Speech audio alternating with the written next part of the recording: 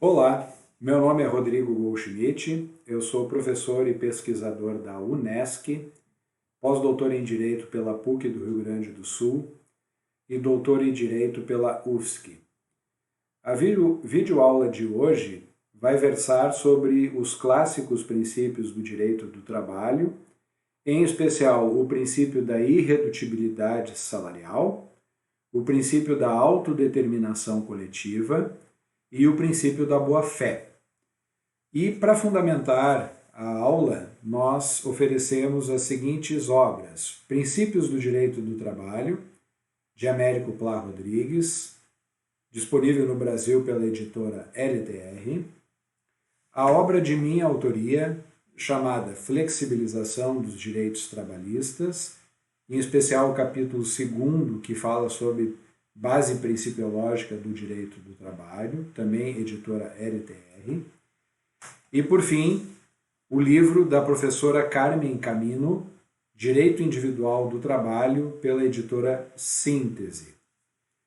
Iniciando então o conteúdo, mais especificamente o princípio da irredutibilidade salarial. Esse princípio ele encontra guarida na Constituição, mais especificamente o artigo 7º, inciso 6º da Constituição, que diz: o salário é irredutível, salvo negociação coletiva.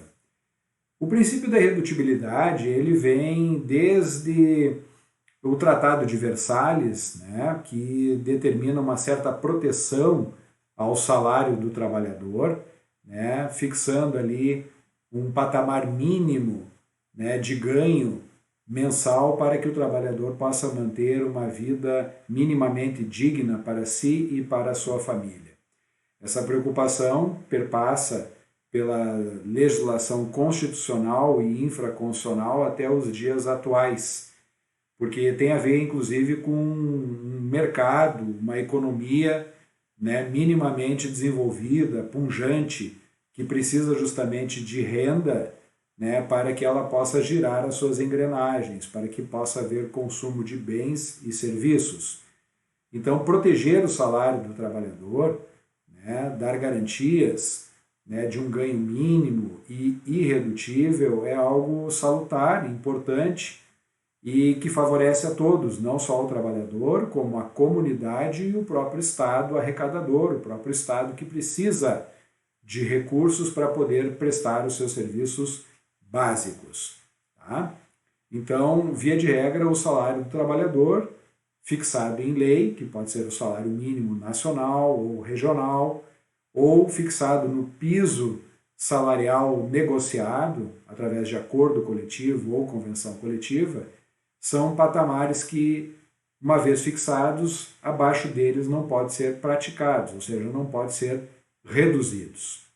A Constituição trabalha com uma situação de redução do salário mediante negociação coletiva, que é justamente em casos de calamidade, em casos de epidemias, enfim, situações excepcionais que determinam um baque muito forte na economia, e para que não haja uma demissão em massa, um despedimento de um grande grupo de trabalhadores, os trabalhadores possam, então, com os seus patrões, negociar em condições especiais de trabalho, com redução de jornada e redução proporcional de salário, ou simplesmente uma redução temporária de salário, com futuras compensações.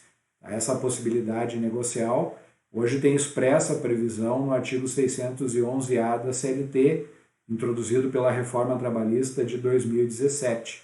Tá? Mas sempre de caráter excepcional e extraordinário, o que só confirma a regra, qual seja, a de que o salário ele é irredutível. Ok? Esse é o princípio da irredutibilidade salarial. O próximo princípio é da autodeterminação coletiva.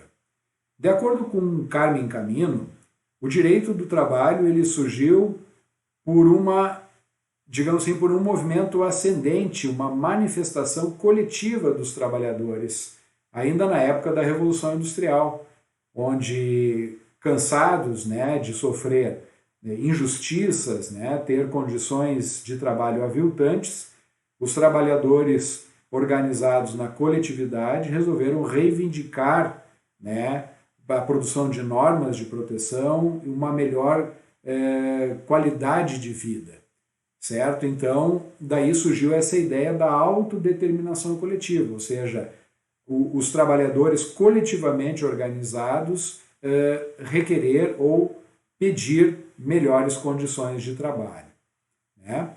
Então, o direito do trabalho, segundo Carmo Camino, nasce dessa expressão coletiva. E essa expressão coletiva, ela encontra guarida no direito brasileiro, em especial na Constituição, artigo 8º, né, que prevê que os sindicatos, né, a eles cabe a defesa administrativa e judicial dos interesses, né, dos seus associados ou integrantes. No caso, pode ser o sindicato dos trabalhadores e pode ser o sindicato econômico ou patronal.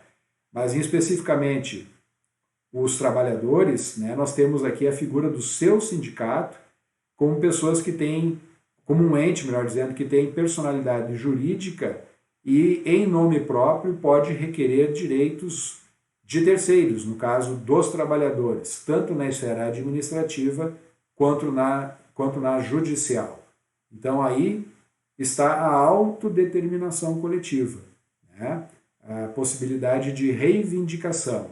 E ela se manifesta também na parte de negociação, porque os sindicatos têm legitimidade para negociar, né, condições salariais e de trabalho para toda a sua categoria, né? Então, é muito relevante esse princípio, né, e ele torna, digamos assim, o direito do trabalho especial. Ele tem um princípio próprio, que é justamente esse da autodeterminação coletiva. Dificilmente em outros ramos do direito nós vamos encontrar algo semelhante, né? Existe, né, acordos coletivos de consumo previstos no Código de Defesa do Consumidor, mas de pouca efetividade prática. No mundo do trabalho, sim, nós temos aqui, até com uma certa frequência, negociações coletivas e também ações coletivas na Justiça do Trabalho que dão guarida a esse princípio, o princípio da autodeterminação coletiva, certo? O próprio direito de greve, conceitualmente dizendo, greve é um direito individual que se exerce coletivamente, ou seja, os trabalhadores organizados coletivamente reivindicam melhores condições de trabalho, certo? Por fim, o princípio da boa-fé.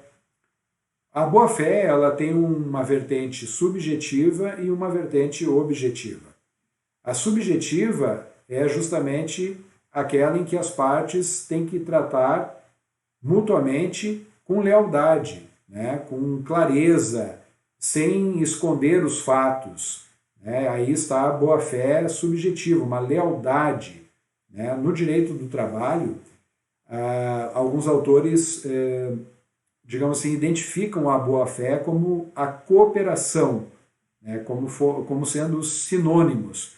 Ou seja, o empregado tem que cooperar com o empreendimento para que o empreendimento prospere e, da mesma forma, o empreendimento tem que cooperar com o empregado para que o empregado tenha uma subsistência digna, tenha condições de trabalho adequado, né? Então, aí está a boa-fé contratual subjetiva, uma boa-fé que deve permear toda a relação contratual. Expressões da boa-fé a gente consegue encontrar no regime das justas causas, numa interpretação a contrário senso. Por exemplo, constitui justa causa o ato de improbidade. Improbidade é um ato desonesto praticado pelo empregado que afeta o patrimônio do empregador. Por exemplo, o empregado se apropria de numerário da empresa ou de bens do estoque da empresa. Isso é um ato de improbidade. Então, a contrário senso, ser probo é se abster de se apropriar do dinheiro da empresa ou dos bens da empresa. É justamente respeitar o patrimônio empresarial, né? Outro exemplo é a questão, por exemplo, do segredo industrial ou segredo de empresa, né? Revelar esse segredo para terceiros, né, para prejudicar o patrão ou para auferir renda para si, auferir recursos ilícitos para si, isso é um ato contra a boa-fé.